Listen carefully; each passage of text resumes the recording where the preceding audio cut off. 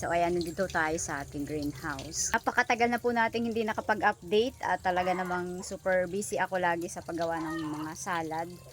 So ito, update ko kayo sa ating mga tanim. So ayan, dahil umuulan at umaaraw ngayon dito sa amin, ay napakaganda na po ng ating mga lettuce. So bali ito po yung last batch for the month of May.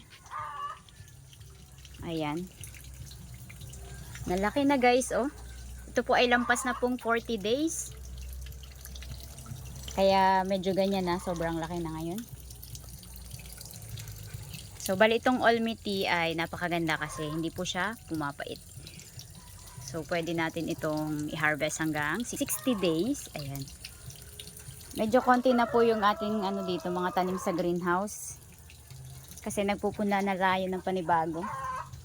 Ubus na yung last batch dahil ginagawa natin itong canny rolls. Ayan.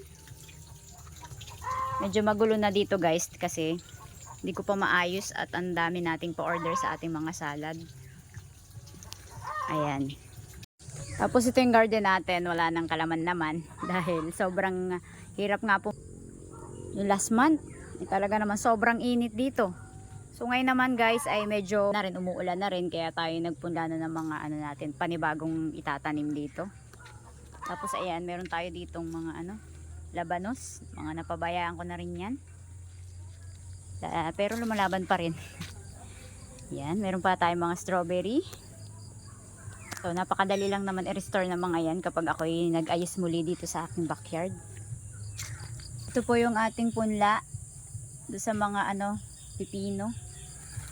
Ayan, so ililipat natin dun sa sa plant box.